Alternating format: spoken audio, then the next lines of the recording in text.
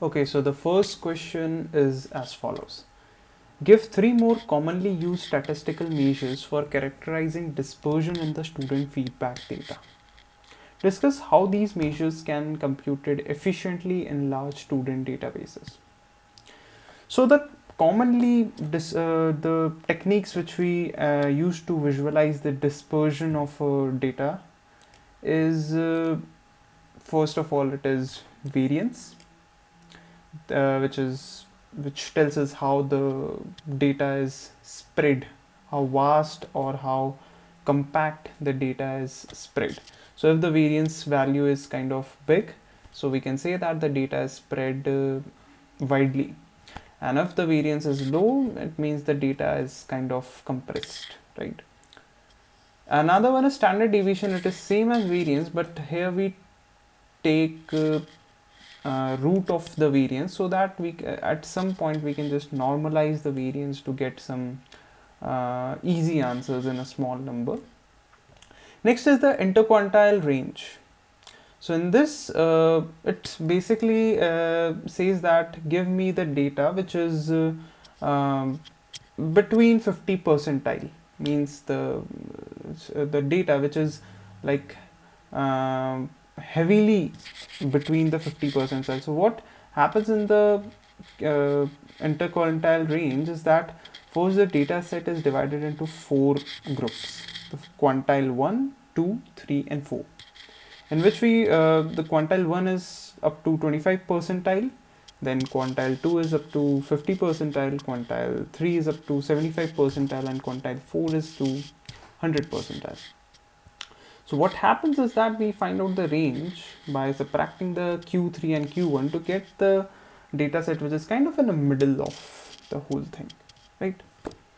Next, these two are kind of not so popular, but they are also used to visualize the dispersion, which is the range, which tells us about how what is the gap between the maximum and minimum values in the data set. And then the coefficient of variance is basically the variance in terms of percentage, right? How in percentage how much that data is being widespread, how much the data is being widespread, right?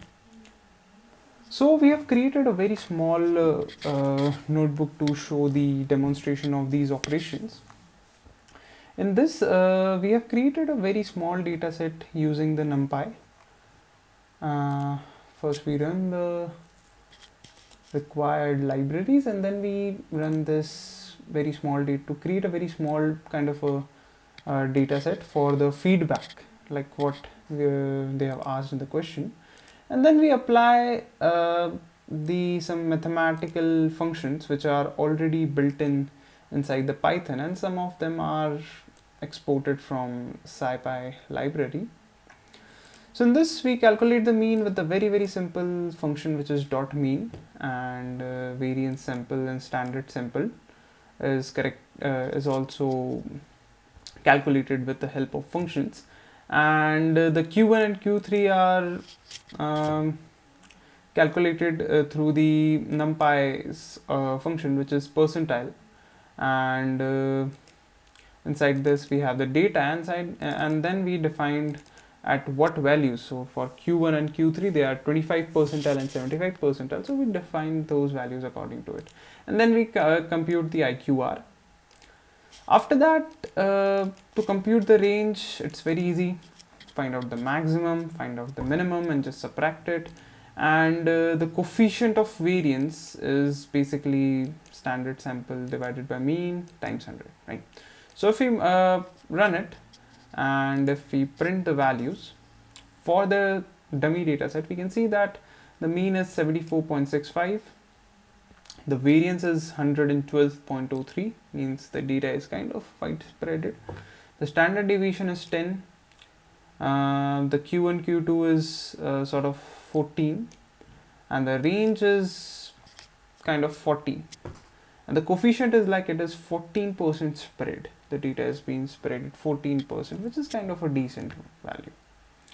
If we plot this data and see visually how the things are going on, we can see that the It's somewhat kind of forming a bell curve, or not so, because it's a very few data, but if we increase the intensity of the data with the same behavior, it kind of follow that a bell curve kind of a thing. So this was the question first. Thank you.